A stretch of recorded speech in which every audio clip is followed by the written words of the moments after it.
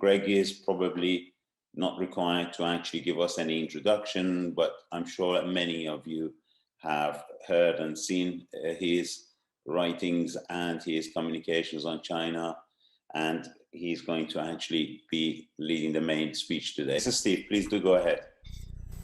Yeah, I just wanted to had a successful action in New York City at the Namibian consulate and in San Francisco at the Chinese consulate over support for the Namibian miners and their fight at Rossing against the Chinese National Nuclear Corporation.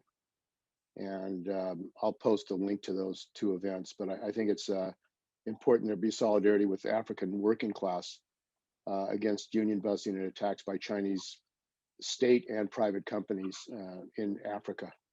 Everybody's been waiting for you, Greg, and it's a pleasure to have you here. The topic that was mentioned is about China 100 years on of the Chinese Communist Party. Well, let's get back to the subject that I'm slated to talk about today, which is the 100th anniversary of the founding of the Chinese Communist Party. Also, of course, the 70th anniversary, more or less, of the founding of the People's Republic of China. Confucius and Shakespeare both said that when a person reaches the age of 70, he should listen to the bidding of heaven and retreat into quietude. I don't think the Chinese Communist Party is going to do that. I think it's going to need a kick before it's forced to relinquish power, but I thought I'd mention that. Let's look at the question of the success of the Chinese Revolution. The success can best be measured against the circumstances within which it was achieved. China, across a long century, starting in 1840, was in deep decline, which was manifested in the rise of warlordism, the loss of central power in Beijing by the Qing dynasty, the start of a civil war in 1911, which carried on until 1927 and was then succeeded by a series of other regional wars with Chiang Kai-shek fending off warlord forces and, of course, also fending off the Chinese Communist Party. So there was a national and civil crisis that lasted for decades, if not for a century.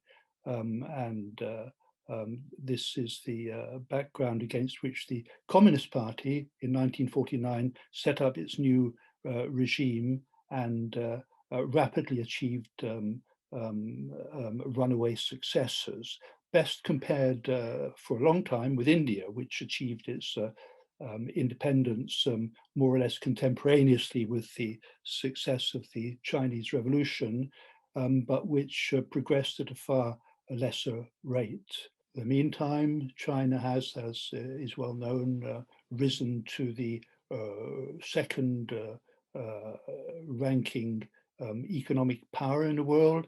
It's a political power greater than any other except for the United States, and also, of course, a military power. It's achieved many of its historic goals, one of which, of course, was to reunify China, another of which was to reincorporate into China the parts lost to imperialism, namely Hong Kong and Macau, and ultimately to reassert control, a more contentious issue, I think, for revolutionaries, certainly for me, over Taiwan, which it's now striving to do and is beginning to seem as though it might attempt to do within the next 10 years. China, of course, has also managed this leap, starting in 1949, under unpropitious circumstances, compared with India, for example. In India was bequeathed by British colonialism a functioning railway system, institutions that were fairly solid, and the beginnings of a national language and an education system. China was a wreck. China was a wreck case, a basket case in 1949. Taiwan had some of these also bequeathed by colonialism, Japanese in that case, but China had to reintegrate and rehabilitate its economy almost from scratch after decades of civil and national war. Looking at a couple of the questions that that Roger kindly sent me, and I'll try to frame my talk around them. He asked why no new dynasty was formed in 1949, and why instead a modernizing and self-described socialist state was established. This is a good question. China and the Maoist regime was often described by its opponents as an empire, and Mao as the Red Empire, and so on. And yet, clearly, the new dynasty that usually emanated from peasant rebellions in China's long 2 millennia history didn't eventuate. Instead, a modern state modeled on the features in many respects of the Soviet Union formed. It's important to ask why that happened, why China didn't degenerate back into its cyclical history of the establishment of peasant-based regimes, one after the other, that fails and reverts to type and spawns yet another revolt, and so on. Why didn't that happen? Obviously, one of the reasons is because new classes had arisen in China in the period of colonialism and imperialism, a modern proletariat, a modern intelligentsia, the beginnings of a national bourgeoisie, and these classes were the basis upon which new parties formed, including the Communist Party. New aspirations were born in China, and the new idea of a Chinese nationalism as a nation state among other nation states in the world. So this aspiration was fixed on establishing a new capital, a modern and centralizing state. The Soviet Union, of course, was the blueprint for all of this state forming, and the Soviet Union had a particular formation which was copied in certain regards and to a certain extent in China by the new regime. And so the regime that emerged in 1949 was born into power by a peasant army, and yet it had none of the features of the old regimes born in the past by peasant uprisings. Why is that? It's an interesting question. Often and for a long time, Trotskyists and Marxists were predicting that a regime born, and Trotsky himself, to a certain extent, a regime born of a peasant rising would be inimical to the interests of the working class and would set up at best a new exploitative bourgeois regime. And yet this didn't happen. What is the nature of the regime in China? Well, there's been a big debate about this in Trotskyist and Marxist circles. Some people have described it as state capitalist from the start. Others saw it at the start as state capitalist, but later on became a worker state. This was the position of Peng Shuji, the Chinese, one of the two leaders of one of the two Trotskyist organizations that set up in 1949. Wang Fanxi's view was that in the start, Schachtman's analysis was right and China was a state capitalist regime.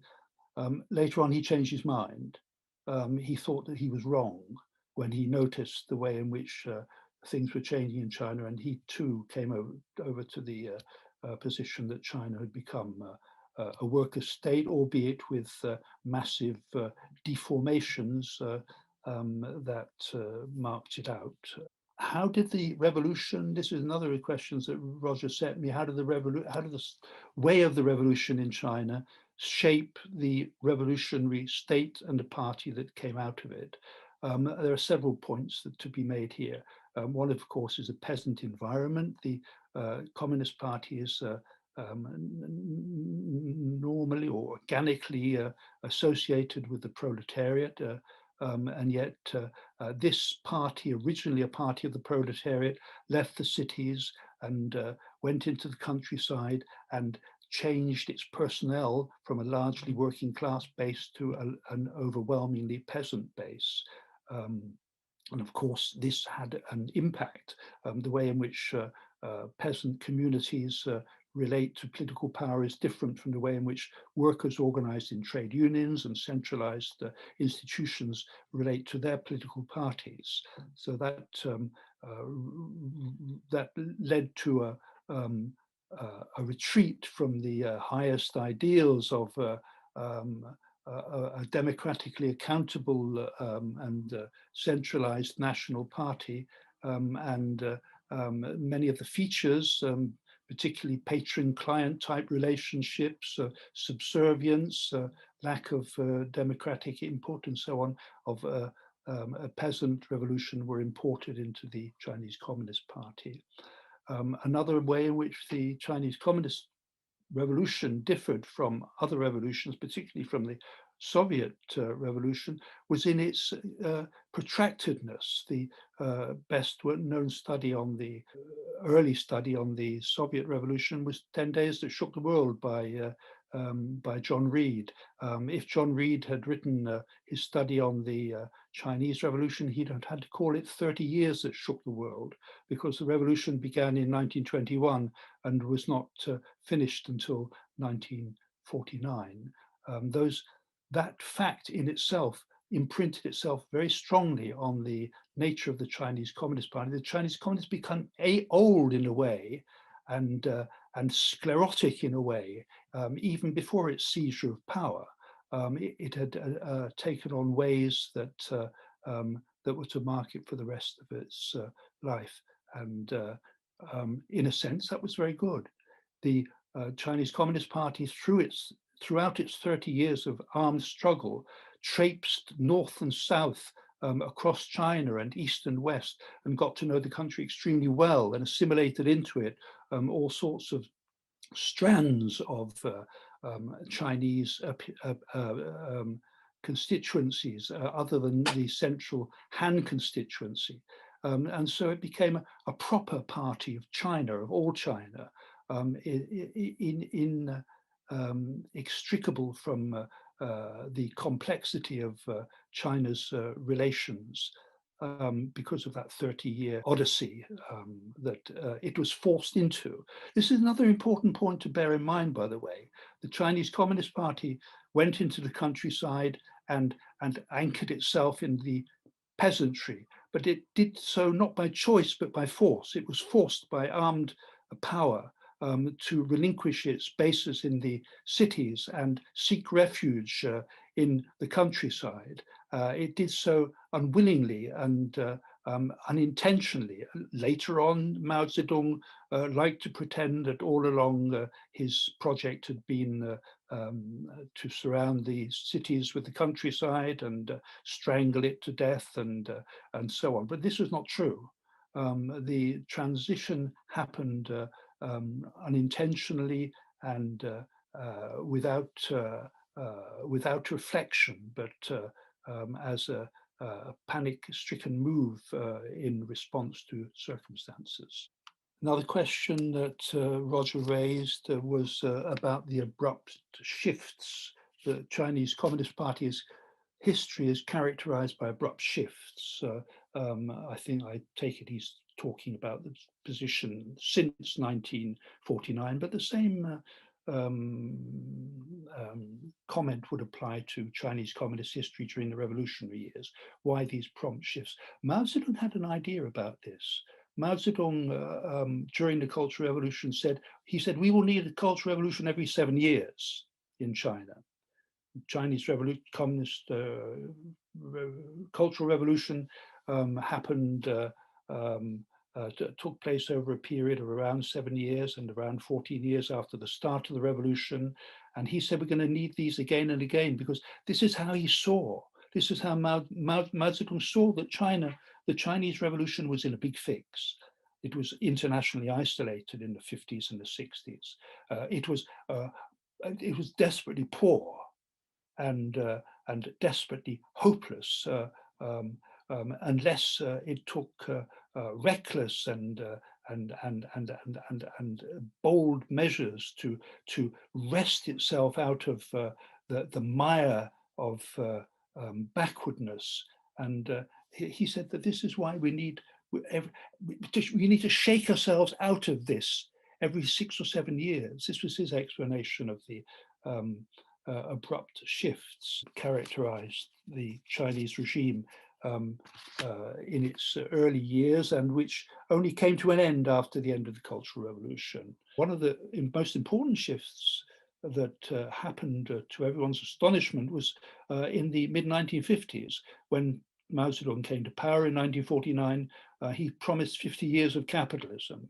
He said, we'll have capitalism for 50 years, and you capitalists, you don't need to worry. You don't need to flee to Hong Kong, to flee to Taiwan. You can stay here and we'll look after you, and your economic system will be our economic system, and China will flourish on the basis of our preserving your system. In the event, within years, by 1954, 1955, Chinese countryside was in rapid transition to cooperatives and later to communes. The capitalist industries in Shanghai and Guangzhou and Tianjin and other places had been nationalized. And to all intents and purposes, Mao had been forced again by the circumstances that confronted him to carry out an abrupt turn from his announced policy, and in effect to implement the policy of permanent revolution, which the Chinese Trotskyists have been urging on the official party ever since their foundation in 1931. That's an interesting point, I think, to bear in mind. Another question that was raised was the nature of the Cultural Revolution. What was it? Why did it happen? Well, I've explained some of it in what I've just been saying. The Cultural Revolution has often been pictured as a clash between Mao Zedong and his comrade in arms for many years, Liu Shaoqi. And it's interesting to look at the characters of those two men, because to a certain extent they illustrate, not rather than explain, the nature of the Cultural Revolution. Liu Shaoqi represented the workers' side, the trade union side, the pragmatic, rational, step-by-step side of Chinese communist history, whereas Mao Zedong represented its manic, reckless and life-changing qualities, and he depended for his support mainly on the peasant cadres of the Communist Party. Liu Shaoqi had not followed Mao Zedong into the countryside, and Mao Zedong was the founder and the voice and organizer of the peasant movement. So their two personalities and their historical backgrounds, in a sense, explain the two trends within the Cultural Revolution. Liu Shaoqi, who favored a cautious and pragmatic approach to policy, and Mao Zedong, who wanted a dash for victory of the sort that he'd practiced in the hills as leader of the peasant army. In 1966, when the Cultural Revolution began, China's economic prospects were looking very, very poor. China's population was growing much more quickly than its economic sector, or especially when it's a grain harvest, and a new way was required. This had begun in 1959 with the People's Communes, which were intended as a means of achieving a rapid solution to this problem of the scissors opening up between the population and the grain provision. And the Cultural Revolution was an extension of that. Another factor in the outbreak of the Cultural Revolution was the growing clash between China and Russia under Stalin in this period. This clash was partly determined by the fact that Stalin had a more bureaucratic mindset than Mao Zedong. He resented what Mao was doing. He saw Mao as a contender for power in the world communist movement, and subsequently Khrushchev after him disapproved of Mao's methods and wanted to clip Mao's wings by cutting back on the aid that the Soviet Union was giving to China. This, of course, raised the hackles of the Communist Party in China, which saw itself as a defender of national interest, and it blamed the Soviets under Stalin and then Khrushchev for behaving like imperialists and colonialists and trying to take away agency from the Chinese communists themselves and to act as their elder brother.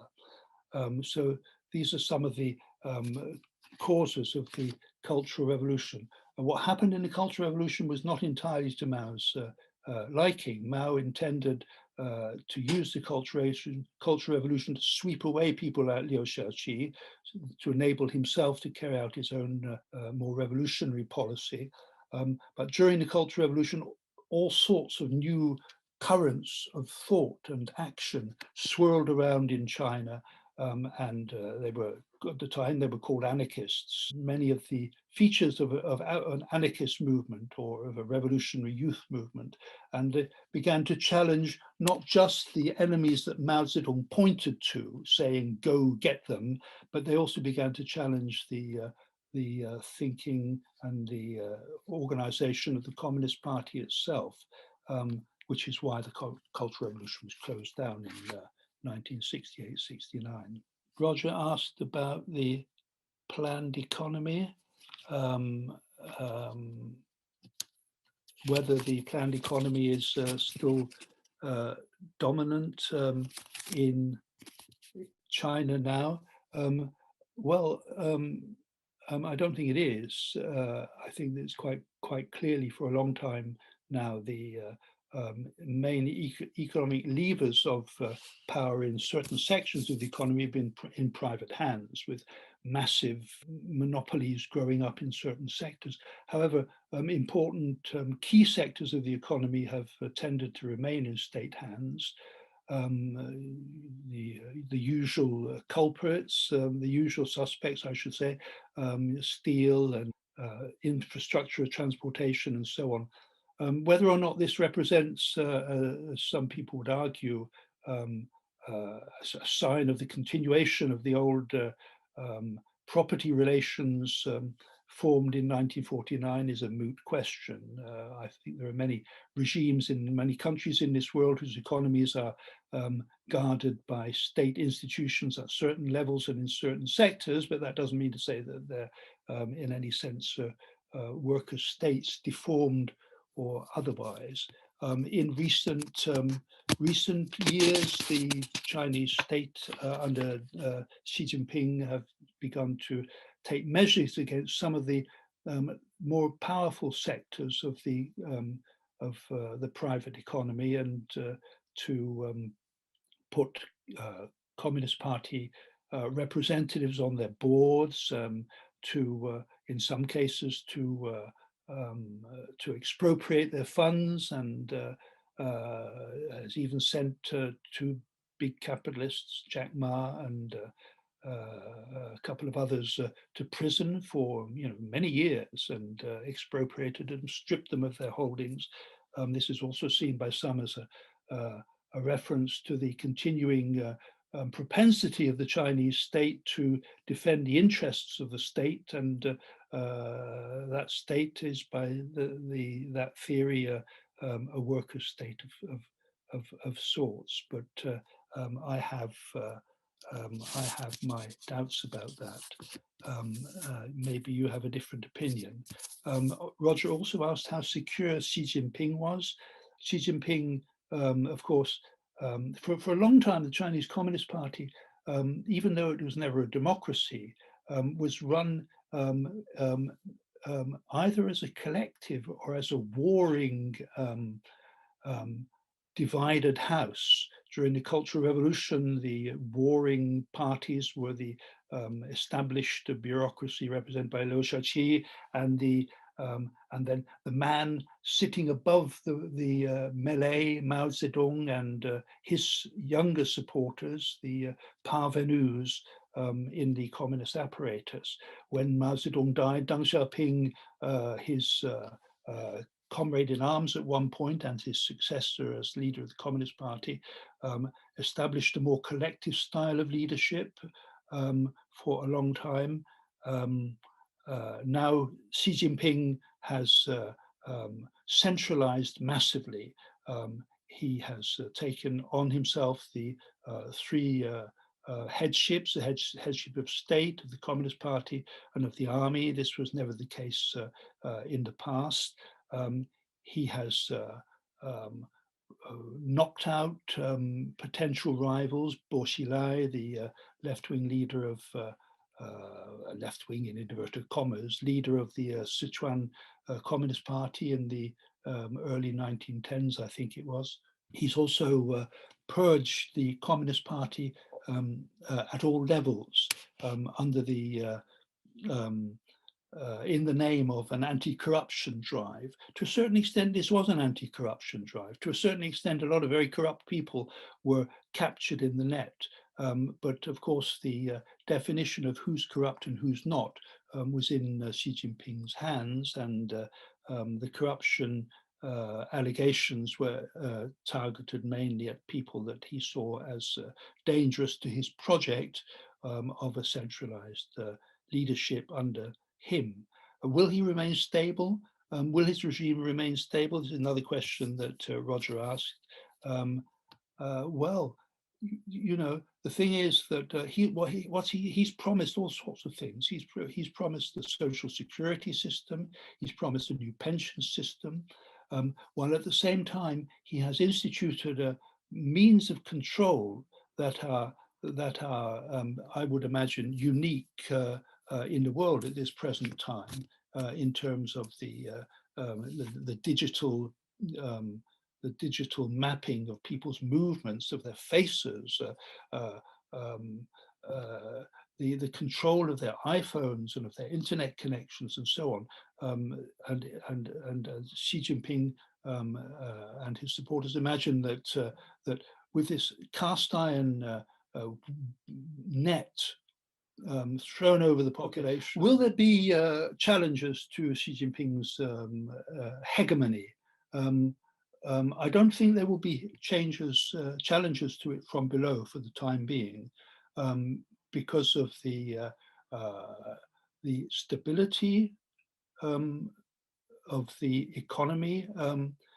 Chinese, I think, were greatly impressed by the resilience that the Chinese economy, the Chinese system showed during the 27-28 world economic crisis, from which China emerged better than other places. You know, China's been through terrible crises and much chaos, and a regime that produces stability, even though it does so by means which a lot of people resent and suffer from, is going to have its support. And this goes for the regime under Xi Jinping. He's got rid of his rivals. It's no longer a collective leadership, and I don't think that there will be within the near future challenges from below. But things can change very quickly in a country like China. I'm thinking back on Tiananmen in 1989 here, when out of the blue came a mass movement that convulsed the whole country. Could that happen again now? Probably it could, but China has changed massively in the meantime. One of the main grievances of young people in 1989 was the lack of personal freedom, the freedom to travel, freedom to have relationships with love relationships, freedom to dress in whatever ways one wanted, and to have the sort of character and display the sort of character that one wished without official disapproval. And these things have all changed a lot. People feel a lot more at home with themselves and than they did in the past. And the regime seems to be offering stability, and now the promise, as I say, of pensions and of a new health service, which is, by the way, connected to this whole regime of surveillance by computers, because the computer system gives you a computer identity which minutely tracks you both your past and your present circumstances, but is also linked to this idea of giving to Chinese health and other forms of security. So these sorts of things make it bearable. However, I mean, there are other forces at work at the same time, including the internet, including greater communication with people overseas, a deeper look into foreign systems and so on. So this also, if Xi Jinping proves unable to deliver the deal that he's promised, it seems to me that the sort of movement that shocked Hong Kong over the past 2 years would be possible in Chinese cities. However, don't forget that China is a profoundly apolitical place in many ways. You won't want to hear this, but I'm afraid it's true. For me, China is the least political country that I've ever been to. It's the people are atomized one from the other, or I should say not atomized as individuals, but atomized into small families. And there's also a new lack of morality in China that I've not noticed in the past. In the past, there was at least a mouthing of the idea of caring for one's fellow men and women, and of solidarity and thought for the collective and so on. That is very rarely encountered nowadays. And instead, people have been sold this lie and bought it, that that they can they should do best to hide themselves away in their small families and keep clear of dangerous issues and of politics. So I'll leave it at that. And there were other things I wanted to say, but I mean, you can go on forever, can't you? And I think I've said enough for at least to stimulate perhaps some ideas from yourselves. Thank you very much, Gregor. It was an interesting talk, covered a range of issues from the birth to India, to the Cultural Revolution, current situations, and variety of changes. I've got a few hands up, so let's start from the first one. I may have not got the order correctly. I've got Ed and I've got a Stephen. Yes, Greg, you could, thank you for a brilliant introduction, very, very stimulating. And you could go on forever. I could listen to you forever, because you have such expertise on this question. There's just a few points I'd like to sort of follow up. You said in the 1920s, the late 1920s, that Communist Party was forced to relinquish its base in the cities and seek refuge in the countryside. What you probably didn't have time to mention was this was a consequence of enormous strategic blunders on the part of the Communist Party in not understanding the revolutionary potential that there was in the towns. Mao Zedong, I mean, he wasn't in charge then, but he was never a theoretician. He always really had his eye on the peasantry. But the revolution that was defeated in 1927 was a genuinely working class revolution based in the factories, and it could have been successful had it not been for very bad advice from Stalin. That's probably another session in itself to analyze that. You said that Mao had mentioned that the country needed a revolution every 6 or 7 years, and of course that's a reflection in Mao's sort of bureaucratic mind of the lack of workers' democracy. Any genuine revolution, any socialist revolution, needs democracy at grassroots level, like the human body needs oxygen. And you know, you can't correct mistakes and bring a big dictatorial bureaucracy in line without democracy from below. And Mao's sort of bureaucratic mentality led to this idea that you have to have a cultural revolution every so often. On this question of, is the planned economy still dominant? As far as I know, banking is still state controlled.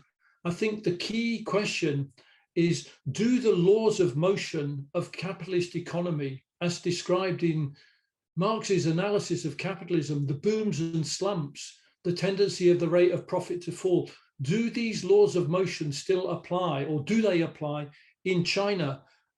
This is a period, the last 30 years in world capitalism has seen in the West fluctuations, consumer booms, terrible slumps, banking crashes. I don't see that as having been mirrored in the Chinese economy. You have a period of, from 1990 to about 2020, you have a period of almost 10% annual growth in China. If that is capitalism, I think we Marxists have to revise what our understanding is of capitalism.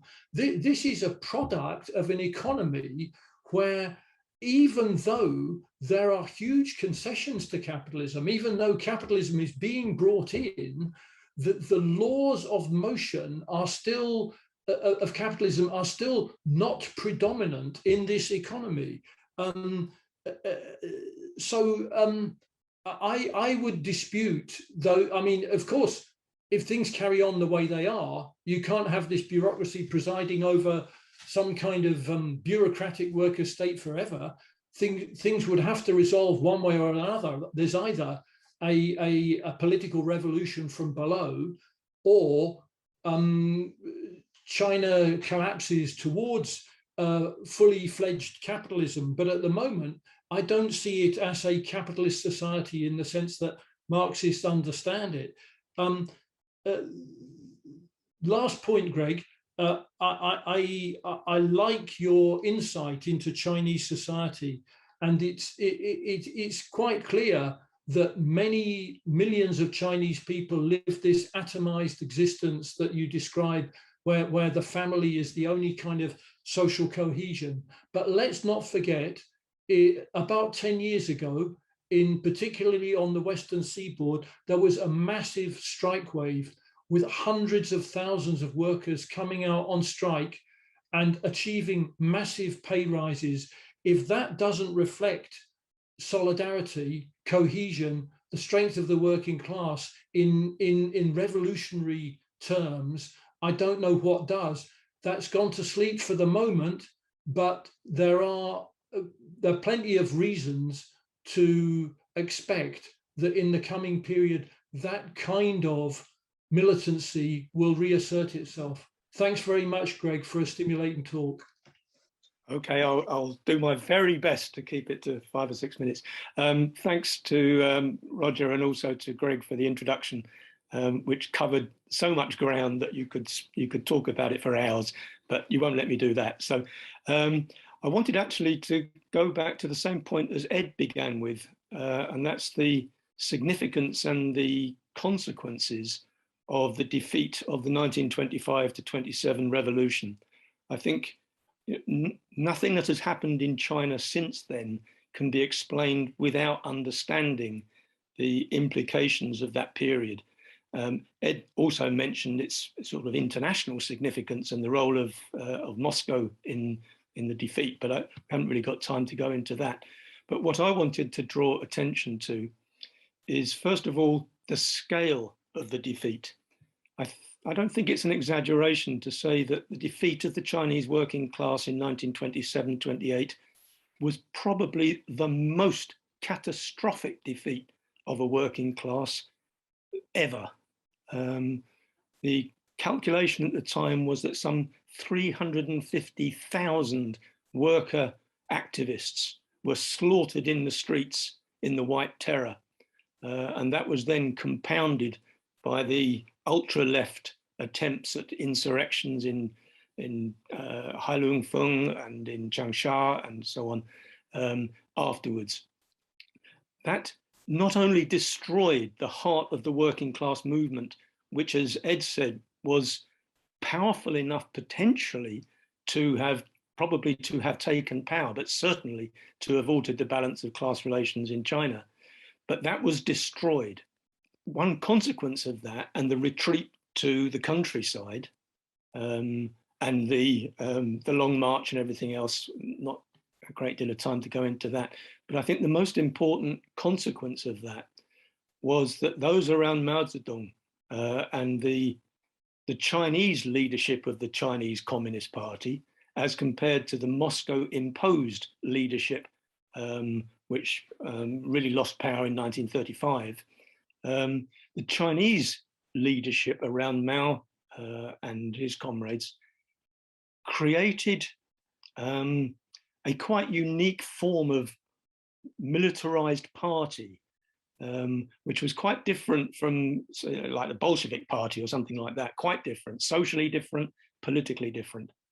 And what they created in the course of the years of civil war, of war against Japan, and then the war of the more positional warfare between 45 and 49, they actually created their own form of state administration, which was quite experienced, very capable, and created something which Trotsky drew attention to in the Soviet Union, namely a political caste, a caste within society which was not rooted in the working class, but which had its own party, its own social control. And that was what allowed that caste, when it took power after 1949, initially to have a program of a popular front, as Greg pointed out.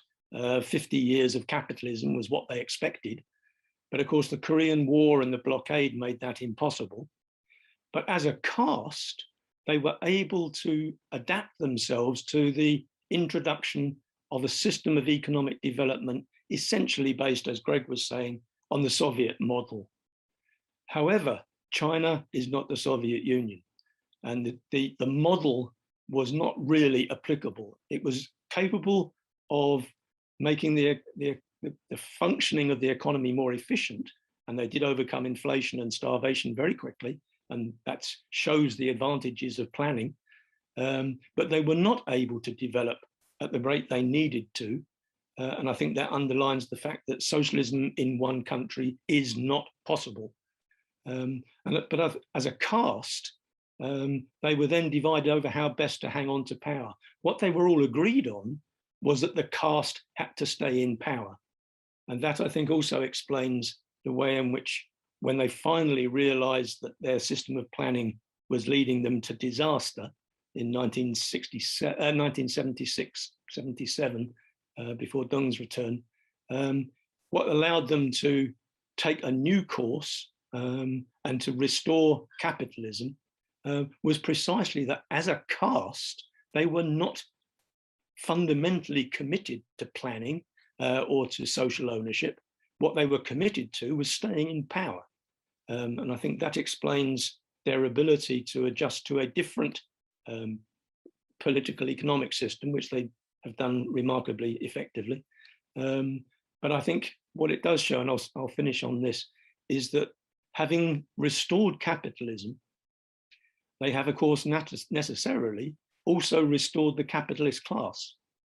And the capitalist class at the moment is perfectly happy to see the CCP in control because it guarantees order, it guarantees profits, and so on.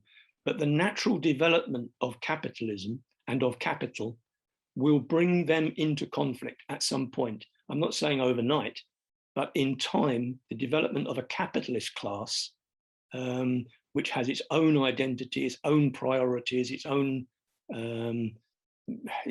power base within society, will in time bring it into conflict with the bureaucratic caste. And I think that is when we can expect to see further splits in the caste. Very last point, I agree. I think Greg's right about the description of Chinese society, but the only thing that needs to be said is that they have also created a working class in the ordinary sense of the word. And that is actually one of the most militant working classes on the planet, for good reason, because they very often don't get paid for their work or things are shut down and so on. But it is very militant, but of course it is not allowed any political independence. And that is another crisis facing the working class internationally, and part of our job as international socialists. I'm a member of Red Flag, but we are all agreed on the need for international revolution, is to support the workers' movement in China to overcome the consequences of a Stalinist dictatorship. Thanks very much for the opportunity to speak. Joe, I think you are next. Yeah, just follow on there from the last speaker. I'd actually, I don't have the figures or statistics, but I would ask maybe if they could be supplied by somebody who has them. In terms of the percentage of the Chinese population who are involved in manufacturing and construction, would that, I presume it would be a hell of a lot higher than in the West, because in the West, obviously the percentage of the workforce involved in manufacturing in particular has absolutely shrunk. And one would expect that the numbers in China would have correspondingly risen to quite a degree. That's one question. The second question is in relation to the average hours worked by the Chinese, what we would call traditional working class, again, in manufacturing and construction. The average hours worked maybe in services, in transport. Do we have any figures for those? We know about from several documentaries and from reports from China in relation to some of the disputes and so on, there's phenomenal exploitation of labor. The intensity of the exploitation is something it's almost breathtaking in the scale of it. People being expected to do the same task a number of times per minute, 60 minutes in the hour, and then multiply that by 8 or 10 hours per day, and then go home absolutely shattered. So again, is there any statistics in relation to the average number of hours? Because we know the nature of the production line in many of the Chinese manufacturing plants is absolutely horrific. In relation to Chinese women, maternity leave, what kind of maternity leave do Chinese women get if they're pregnant? Is there special dispensation? Are they given 3 months, 6 months, a year off work? What's the situation? Childcare, in relation to childcare, do we have figures in relation to what women can access? Do they work fewer hours? Will a new mother work fewer hours in the first 3-4 years of the child's life? Are there little reforms there that bring on board the support of the Chinese mother? Because I note that there was a one-child policy until quite recently, and that's now been scrapped. There's now a policy to encourage Chinese mothers to have 2 or 3 children. So the regime is obviously going to introduce reforms there which boost the family, and in the eyes of the apolitical, as has been mentioned, the apolitical Chinese family unit and so on, they're going to be looking at their own prospects, and maybe it's just something that we just need to factor in relation to potential for change as well. Final few simple questions. Climate change, coal-fired stations seem to be very much still a part of the Chinese Communist Party's plans. Given the focus on climate change in the West, is there an equivalent focus within Chinese society, or is it something that the Chinese Communist Party are taking on board only with a view to maintaining some sort of a reasonable international profile? Is it something that's an issue for the average Chinese person? Quite apart from a workers' movement, is there a possibility of an eco-socialist type movement where the young people become very militant in relation to environmental issues? And the final question is in relation to Hong Kong and Taiwan. Can the regime get away with anything in relation to those 2 countries? Again, because of the general attitude within Chinese society that really there's nothing I can do about this. The capacity for resistance is very, very, very difficult. If there's a computer identity on every single individual citizen, it makes it very, very, very difficult to actually change. Nevertheless, we cannot give up hope. As person has already said, like, the Chinese working class is there as a phenomenal force in Chinese society, and we would be hopeful that they would be the grave diggers of the system at some stage. But in terms of the questions I've asked, they're relevant for the next 5-10 years anyway, and so I'll leave it at that. Okay. Imran, you're next. A really interesting discussion on China going on, and thanks to Comrade Greg for a good start of this debate. I would like to highlight some points regarding China, which Comrade Bob Archer has already raised, but I would like to go into depth of the Chinese political economy. Actually, it's been almost a year since me and some other comrades in our organization started to rethink China. And previously, we had this position, which is quite popular, not only in the mainstream academia and intelligentsia, but also in the left-wing circles and in the Marxist movement, that China is a capitalist state, and the nature of its economy is capitalist. But we started rethinking it, and in that regard, we are doing some research as an organization into the economy of China. And what we have found so far is that the appearance of Chinese economy is quite different from its essence. And apparently, it may seem that it's a capitalist economy with a huge capitalist sector, but the commanding heights of the economy in China are still in the hands of the state. And I would like to present some figures in this regard. For instance, that the mainstream narrative is that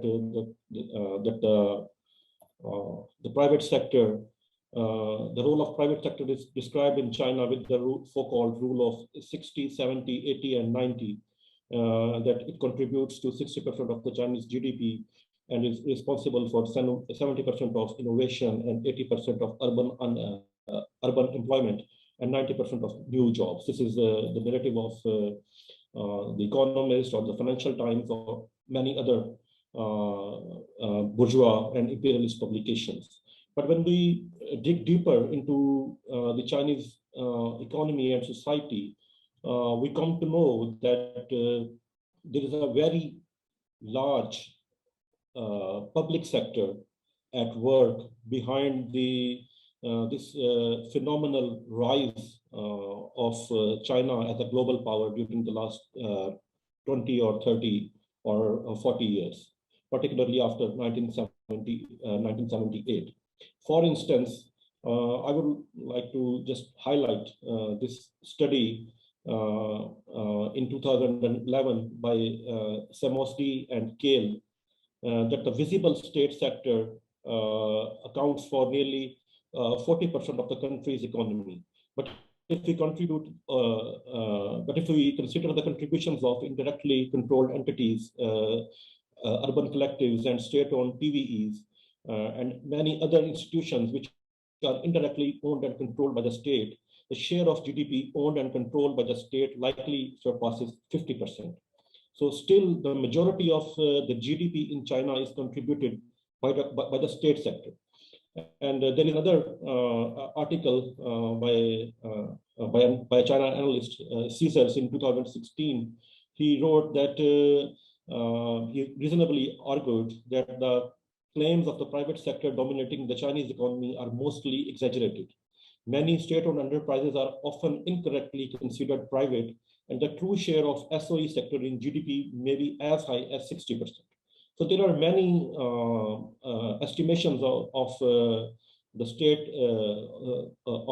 sector, of the contribution of the state sector in the economy, and the reasonable estimation is about 50% to 55%. More than 50% of the GDP is still contributed by the state sector in China.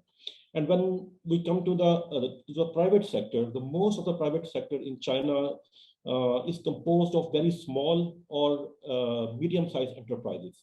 I did some research into this thing, and what I came to know was that 90% of the enterprises in the private sector are either small or medium-sized enterprises, and only 10% are big enterprises in the private sector. And when we discuss and when we analyze the state sector in China, it's really big. The state-owned enterprises are one of the largest enterprises in the world. For example, in the Fortune 500 list, the top 500 enterprises, biggest 500 enterprises. In the biggest 500 enterprises, about 125 are from China, and 91 out of them are owned by the state, and many other which are considered private are incorrectly being considered private because they are owned by the state and controlled by the state one way or the other. And there is another interesting study which I came across a few months ago. Let me go down to it. It's by Andrew Batson. He's a China researcher of a consultancy firm, called Regonomics, and it is very interesting study. What he found was in 2021, it is a very recent research. After crunching a lot of numbers, he has drawn some rather astounding conclusions regarding the share of the state sector in Chinese economy from a historical standpoint. According to him, this share, the share of the state sector in the Chinese economy, has remained more or less unchanged during the past several decades. To be more precise, the proportion of economic output being produced by SOEs under Xi Jinping is not considerably different than it was under Hu Jintao or even in the last years of Jiang Zemin. This obviously means that the SOEs are growing as fast as the private sector. And not only the share of SOEs in the Chinese economy has remained stable for many decades, it has almost more than doubled in the global economy during the last decade. At 4.5% of the global GDP, the Chinese state sector is now producing more economic output than the UK, France, India, or South Korea. So if we consider the Chinese state sector as a country, it would be bigger than these economies. So my point here is that the fundamental base of this Chinese miracle or this Chinese phenomenal rise has been the state ownership and state direction and state planning of the economy, and not the private sector, as is described by the mainstream economics and the imperialist publications. And the Chinese economy as a whole cannot be considered a capitalist economy, but it's a mostly planned economy, and it's where the state sector dominates the economy. And if we want to categorize it, it would be the best way to describe it would be that it's a mixed economy with a dominant state sector. The state sector still dominates the economy. So in this regard, we should reconsider our opinion of the Chinese economy and consequently the Chinese society and the Chinese state. This is the very brief summary of what I have researched so far on China, and we intend to write a detailed document on this issue, and we would be happy to share it with other comrades all over the world. But once again, the appearance of Chinese economy is very different from its essence, and the purpose and goal of the Marxist analysis should be to dig deeper into the phenomena and see beneath under the surface, and not only what is being presented by the bourgeois narrative and the capitalist economists. Thank you. Thank you, Imran. I've got on my list Steve is also next, and then David Hemson. Yes, comrades. I think it's interesting that we're having this discussion on China in the midst of a collapse of the U.S.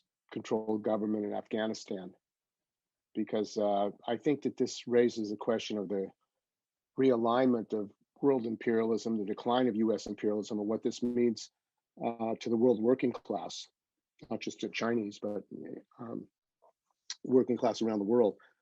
I think that we face a situation now which China has the largest working class in the world and has become the most largest exporter of capital globally, both in Africa, Asia, and Latin America. And when we talk about the global role of China, I think this a completely different world economy that we're talking about, because the export of capital to Africa, for example, has meant that not only are these governments being corrupted by the Chinese capitalists, the Chinese government in private and state investment, but there's an attack on the working class in Africa by these Chinese investments. And it's not just in Namibia, it's in Ghana, it's in many other countries. So they're not only exporting capital, but in many cases, they're exporting labor, and sometimes convict labor around the world, particularly in Africa. They're bringing in Chinese workers and, in some cases, convicts to replace workers, indigenous workers in many countries around the world. And this is creating a great anger in the world working class and in the countries where they're investing. And I think it's going to grow, actually. The question of the fight to link up with the Chinese working class in this struggle is absolutely critical, that we need to link up with the Chinese workers to fight against exploitation of workers in Namibia around the world by Chinese investments. And that's going to be a growing question for the world working class, as China is the major capital investor around the world. The second thing is that the world economy now is dependent on China. In the United States, a lot of profits of U.S. multinationals are made in China. General Motors makes more profit in China than they do in the United States. So capital around the world is dependent on export in China. And this creates a contradiction, obviously, with the rise of nationalism in the United States and other countries. So I think that the other question is, what does this mean for the world economy, the financial crisis of capitalism on a global level? Because while the Chinese economy has been able to maintain growth and not have a financial collapse, that's far different in the rest of the world. And the bubble that the world capitalist economy is in now is not going to continue indefinitely. The Keynesian policies of printing money to prop up the US economy and the world financial system are not maintainable. And that means we're looking at a financial collapse, likely globally, when this bubble punctures. That's going to have massive repercussions, not only in Western capitalist countries, but also in China, which has a large part of its economy based on export of capital around the world and import of natural materials, resources. So that's going to raise real questions in the global capitalist economy with the China as a major force. And you combine that with the COVID crisis, which we're talking about going on another 5 or 10 years at minimum. That is creating a massive crisis in all the Western capitalist countries, particularly the underdeveloped world where they don't even have the vaccines, combined with the climate crisis, which is having a devastating impact globally. And the world working classes is not able to deal with this crisis. And then the oligarchy that's growing globally, because the pandemic and what is happening in capitalism globally has led to an increase in disparity of wealth and massive increase of the billionaires. I mean, in fact, you talk about Hong Kong, the number of billionaires in Hong Kong has increased massively at the same time that China is kicking out, taking away any kind of democratic rights for the Chinese, for the Hong Kong working class. So I think we have to look at what's going on in China on a global level and the implications of the development of China for the working class of the world and how workers around the world can unite. They need to unite with the Chinese working class. What's our strategy and perspective towards developing that linkage with the Chinese working class, which I think is critical for the future of the working class around the world. Those are real issues. And I think that in a struggle to defend workers around the world, we're going to be able to make those connections. Thank you, Steve. David, it's your time, please. Comrades, 3 points. First of all, high-speed rail. As an indicator, this is phenomenal. I've traveled on, well, British Rail, well, privatized versions. I've traveled on, you know, the rail here in the States, and then I've read what's happening in China, and it's just a huge difference. If you're comparing China, India, and the United States, we could say that you know, the application of state planning in all its dimensions, because you've got to have the land, you've got to have the planning, you've got to have the money, and all the rest of it, certainly shows, you know, unbelievable progress in some sectors. I don't think that we will ever see high-speed rail in the United States. I think it's actually almost ruled out. And yet there it is in China, and it's also not at all possible in India either. It seems to be completely impossible. So public transport is a huge plus in China. I want to make, that's the first point. The second point I want to relate is to the nature of the state and the party. We've had similar formations in Southern Africa, where we've had nationalist movements, of course, they're not communist parties, which have come to power in the States, taken power, although they've usually been granted power, haven't actually taken it by force directly. And then after a period of 10 to 15 years have you know, disintegrated or degenerated in the most extreme forms of corruption, not just a little corruption, extreme, which leads then to catastrophic performance at state-owned enterprises, generalized looting, and then a collapse of the state in relation to the international economy, and very weak armies and very weak police force. I mean, I won't go more about the weakness of the army in Mozambique and also in South Africa. So we see a decline in the state and a decline of the party into factionalism and disintegration. That has not happened in China at all. And that is a phenomenal development if you consider that China is now, it's probably the longest lasting party of note. We also have a communist party in South Africa, which is celebrating 100 years, but it's a minuscule, fantastic little thing now. But you know, as a substantial party which has come out of the state, we have not seen anything in the world, you know, like this. And it is, in a sense, a tribute to what's good in terms of its organization, as opposed to the many parts which are bad. And those which Steve has raised, and others also would maybe want to raise, you know, is the fact that China is now the most despotic international force. US imperialism, yes, it's propping up and doing, you know, many things, but on a day-to-day basis, the most corruption and venal regimes in Southern Africa and elsewhere are propped up very directly and quite lavishly by the Chinese bureaucracy with vicious anti-working class policies, as Steve has pointed out.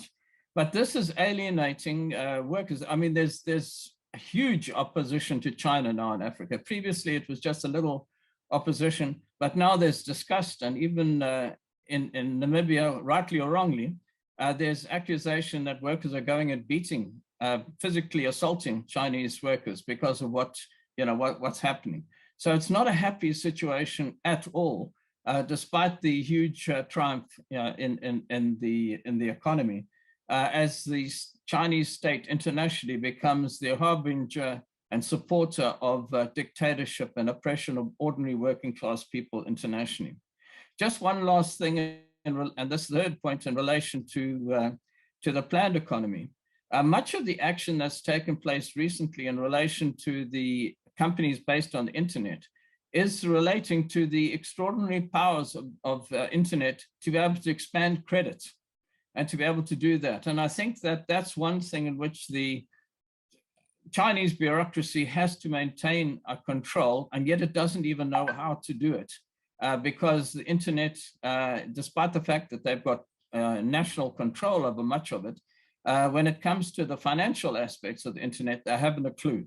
And they have to generally follow what the West is doing and then put authoritarian and even totalitarian blocks, you know, onto the form of intervention. And I think that, well, let me just make one last general point. Recently, we've seen demonstrations in Cuba. And after everything else is taken out of the demands that have been made, the youth there are demanding freedom. They want political freedom. They want discussion. They want the ability to organize. Now, we know from what I think we've heard from many sources that at the moment, Chinese people are, quote unquote, apolitical. The drive, though, and the necessity for freedom of discussion, freedom of debate like we're having now is insatiable. You cannot stamp that out of the human body, you know, in today's conditions. And I think that's where the bureaucracy is going to run into problems in the future. Thank you. Thank you, David. Swift in Zimbabwe. Good evening, everyone. Okay, I would like to add on what Comrade Steve said. He mentioned something about China exporting capital to Africa. Yes, it might seem that way, that they are exporting a lot of capital to Africa, but that's not what's actually happening in Africa. Or we can say that the influence of China to Africa is growing very fast, and it's in a normal way. They are economically empowering Africa, but on the other hand, it's a colonization that they are making. Why? Because Comrade Dave also mentioned that in Africa, Chinese entities are one of the entities that workers are not paid wages. You don't earn decent wages. So to us as Africans, and as you also know that our governments are dictatorial systems, so they take advantage of Africans coming to Africa, investing in us. So to them, it's just an advantage, but to us as peasants, we are not happy with that at all. Why? Because as you've been saying from the beginning of the discussion, that in China, most of the entities are state-owned, but that is pushing private players to come to Africa and leading the rest, because they are targeting market in Africa, because that's where they find cheap labor. After they make so much profit in Africa, they take it back to China. So to us, that's a very big advantage, but to them it's a big advantage. But in a way, they believe that they're a communist party, they take communist values, but why are they doing it to Chinese only? As to Africans, we also need socialist values. We also need a social environment. But for them coming to us, it now means that they are coming as capitalist, but to them they believe in communism. So that's all what you have to say. Okay, hello comrades, yeah, Victor Swift, Zimbabwe. Perhaps just to try to help the comrade out here. I think the comrade is trying to make the point that, I mean, there's always the obvious case, of corruption, by most African governments. They share whatever cut or whatever profit, they get, whatever sort of investment, they get from the, from the Chinese. We know, like in Zimbabwe, in the case of mining, that the Chinese are getting every piece of claim, and whatever claim that is discovered in any part of along the Great Dyke, or most fertile, rich areas in Zimbabwe, the first claim is given to the Chinese. And we know that the Chinese, they don't bank money. All the money they get, they re-export it, to Africa. Now the question is it a question that the African governments are desperate? We know of all the developments that are taking place in Mozambique, in Rwanda, in Zambia. They've been building roads and they're building industries. So the communities say, in a way, workers are getting employed, roads are being built, airports, there's dams, so where do that live? Where do the workers and the peasants, stand now? I think this is the question maybe that I'm also, asking. I think, all right, good evening, everyone. And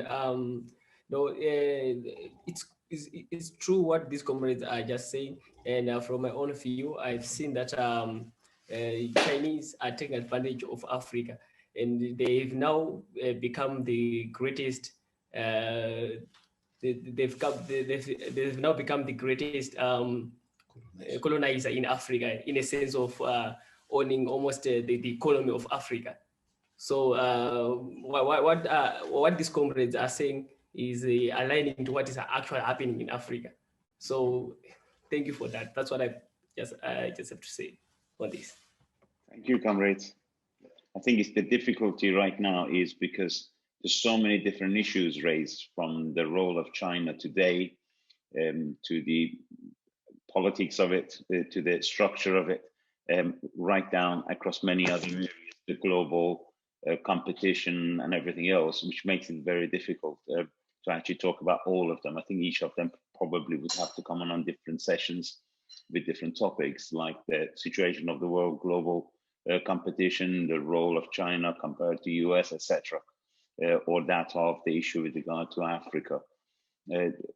I'm just trying to go back to probably a few points that were mentioned earlier, and probably with regard to the topic that was raised in the questions that was mentioned. And I have questions in here. I have my own answers, but I don't think it's the time to actually say that. But I thought that there are some things which are taken for granted, which I don't think are necessarily correct. The fact that we have, for example, capitalism, and when we look at the issue from the point of view of capitalism and that of the issue of competition, when Marxist starts talking about capitalism, he doesn't start from competition. The fact that competition was the way it was born is different to considering capitalism with regard to the issue of competition, two different topics. Therefore, the role of many states, I think across the world, we can see is hugely in terms of states' role in the economy. In many places are quite high, but it doesn't automatically mean what we call state capitalism. I think this is one issue to be considered in terms of what is referred to as capitalism or not. In my opinion, China is a capitalist country and the state has a huge role. The level of the role of the state is obviously an issue which we can discuss. There is one other point which was mentioned in terms of the issue of socialism in one country. Yeah, absolutely. Socialism in one country is an issue that has definitely got to be discussed. But the question, I think, from the point of view of revolutionaries is, should the working class in any one country take the power, what should the economy be? Should they wait for the rest of the world, or should something be done? From a very practical point of view, the issue of, or I think to say, oh, socialism cannot be done in one country, therefore what? So if workers do take power in one place, what do they do? And what would be the minimum expectation? What would be the expectation in terms of ensuring that the working class does stay in power and obviously move towards the other aspects? So the questions are sometimes practical. What was even suggested in China was a bourgeois answer, the capitalist answer, in terms of the role of nationalism and variety of the roles that they did, or sorting out the issue of the agricultural and agrarian question from the top. My question was this, that if it was the case that they hadn't solved it from the top, what would have been the alternative in terms of change in the economy that they had? But overall, I think there are a number of issues that we could discuss, but I thought the points that were raised, each of them tried to actually identify some aspects. At the moment, there seems to be one issue, and that is, I think the working class in China has also changed since 1980s, since 1970s. I think that is also true. It's not just the economy which has changed, which is absolutely correct, which has changed in terms of the role of China and that of the capitalism in China. But I think also the working class changes we are seeing, the level and the scale of it and how much of it can be seen, I think from outside, maybe not so clear.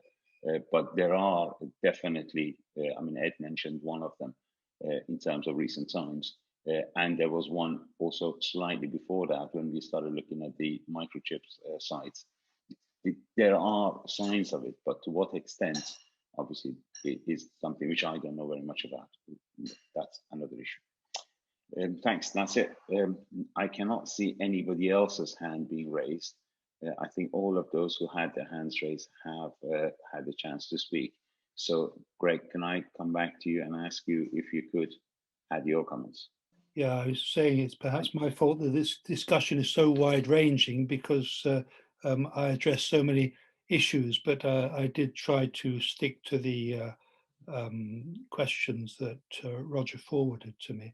And so it's very difficult. The other thing is, of course, that I don't know all that much about economics, and I'm learning more than I could ever contribute from this discussion, and perhaps I should leave it at that. But I would say that, you know, personally, I have a number of questions. Let's put it as questions rather than points of view about this question of China's economy and the capitalist role in it. State growth is, of course, not necessarily an indication of the capitalist nature of the Chinese economy. I mean, many economies, Malaysia, one that I particularly acquainted with, and probably a lot of others as well, have been achieving rates of growth that are higher than the Chinese rate of growth in recent times. And the Chinese rate of growth is sinking for reasons that I'm not entirely clear about. I think possibly because it started from a very rocky situation and surged quickly and is beginning to assume perhaps what one might call a more normal rate of growth.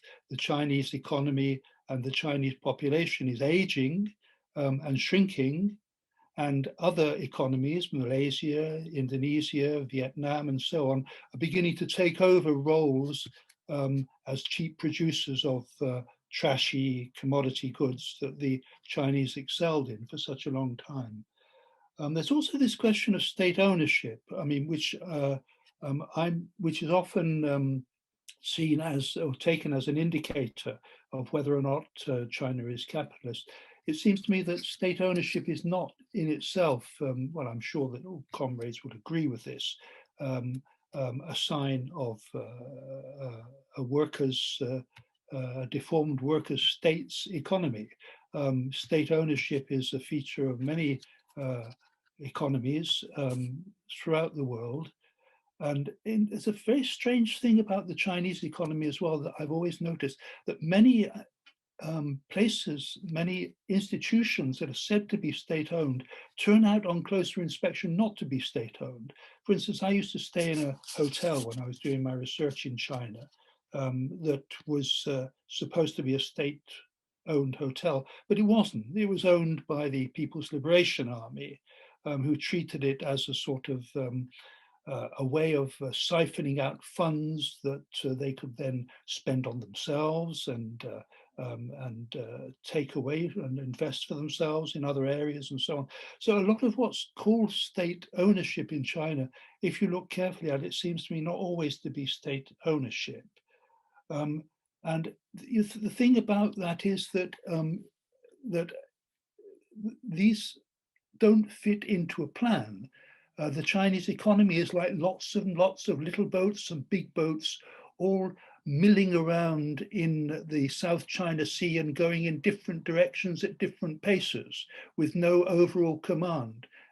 This is an economy that was bequeathed on China by the Communist Party itself, which gave power over economic decision making in even in key areas to local economic leaders. And it seems to me that this isn't necessarily therefore equated with planning. But that's the only thing that I would say on that issue, and it's probably nonsense, but I don't know too much about economics, I must say. On this question of a couple of other points, I mean, the discussion, by the way, was excellent. And the Zimbabwean comrades, I couldn't quite hear everything they said, I'm afraid. The quality of the line, at least into my computer, was not too good. So I didn't understand everything they said. But most of the other things I understood and generally agreed with. The question arises in the light of some of the contributions about the nature of the workers' movement in China. I would warn comrades to beware of equating strike waves with the existence of a strong workers' movement. Often these movements are led by groups that are marginalized within Chinese society, that are not supported by other areas of Chinese society, in particular migration. The sectionalization of the Chinese labor force is massive. Hundreds of millions of members of the Chinese labor force are migrant workers who come into the cities from the surrounding countryside, who don't have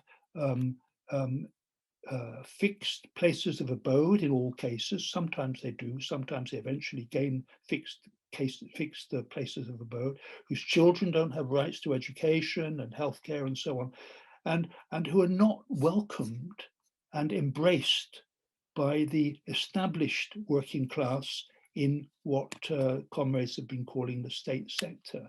This is important to remember. The Chinese working class is not a homogeneous mass, but is composed of many different types, and they don't all move in step in the same direction. Joe Duffy raised a number of very interesting questions that I don't really have the answers to. About percentages of workers in manufacturing and so on, except that it's going down. It's going down because manufacturing is moving on a global level away from China into other countries. But he also asked some interesting questions about hours worked and about things like maternity rights and childcare and so on. I don't know. I don't know. I do know that in the state sector, the old state sector that has been greatly dismantled over the past 3 decades, these areas were catered for, and women and men in the state sector were even mollycoddled in Chinese terms. They had excellent conditions. This has changed a lot because of the dismantling of the state sector. And this is of course a grievance that Xi Jinping is trying to address by his promises of a reform of health and labor conditions. But I don't really know how to answer Joe's questions. On climate change, I mean, China is of course the worst offender, but the Chinese regime is aware of its own reputation and also of its own material requirements, and a massive investment has gone in China into the production of solar panels, which now produce the majority of domestic electricity for homes in the places that I've visited. You can't go anywhere without seeing these things. They're everywhere, and the price of installing them has you say barreled when it drops, has gone down very quickly. And it's a marvelous thing to see, and that there is an awareness even in the Chinese Communist Party of the need for change in this direction, and various initiatives are being undertaken that might surprise you if you were to see them.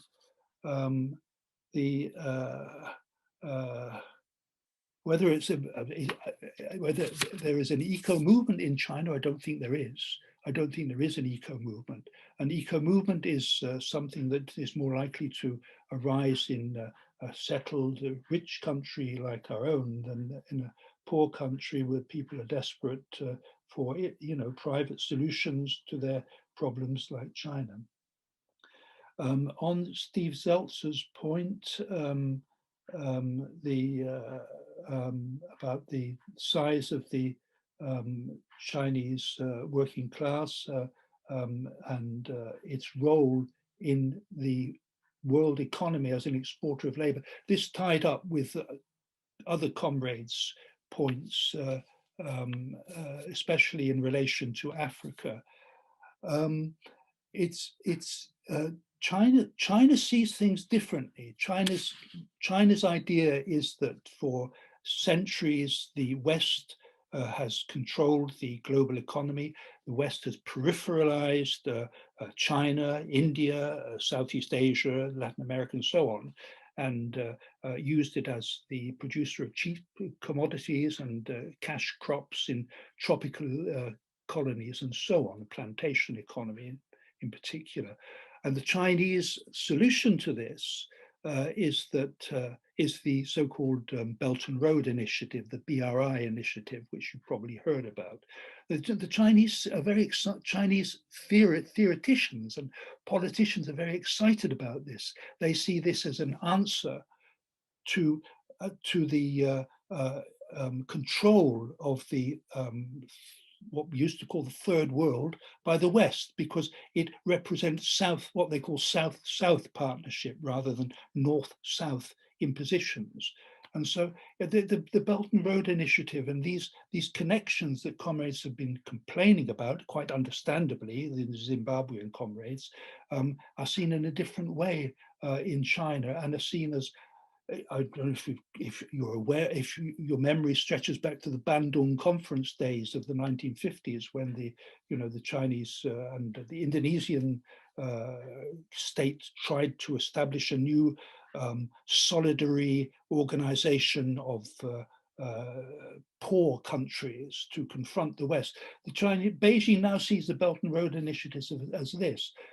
Obviously, on the ground, it looks different. It looks like the Zimbabwean comrades are talking about. But I think that, and of course, it should. If it results in the imposition of capitalist control of assets, mining assets, and planting and so on in countries of the South, then of course we should criticize and oppose it.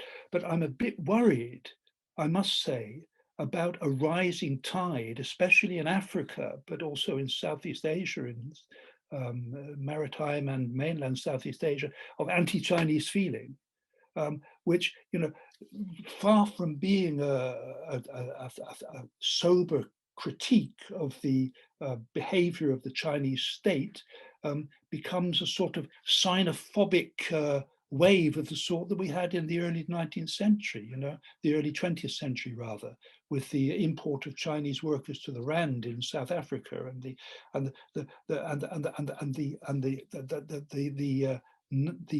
racist persecution of Chinese workers all over, because a lot of these people who go to Africa, Chinese who go to, there are a million Chinese, more than a million Chinese now in Africa. Most of them are poor.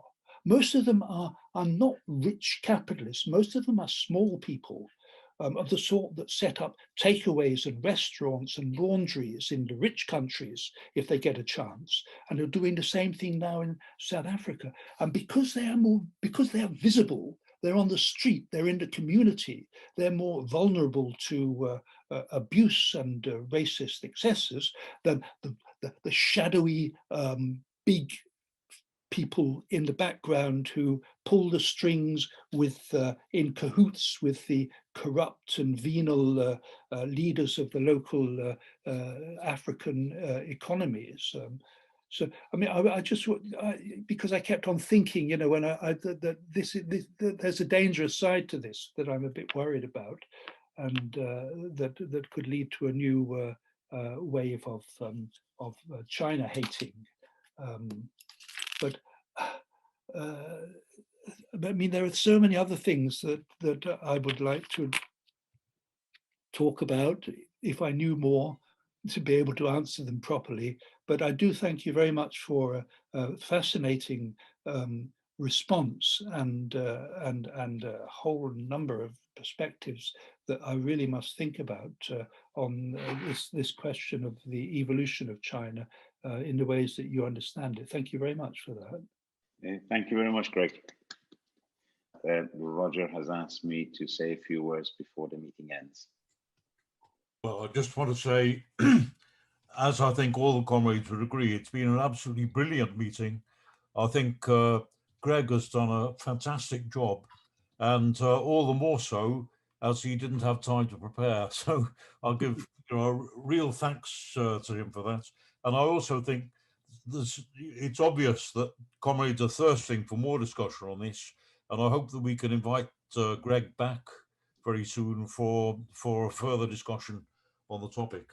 Another reason why it's been, I think, in the best traditions of WIN, this meeting, we've had, as far as I could see, comrades here from 13 countries on 4 continents, and it's been a genuine international discussion. And I just think we've all learned so much from it, especially myself. However, I'd like to draw comrades' attention to the fact that on the 28th of August, Historical Materialism will be holding its East Asia conference, and at 1 o'clock I shall be talking on the question of the role of the Fourth International section in China. So that's 1 o'clock on the 28th. And on the 7th of September at 7 o'clock in the evening, I shall be launching Wang Fanxi's study on Mao Zedong for Haymarket Books. And comrades are also welcome to tune in on that and to hear me, Pierre Rousset, a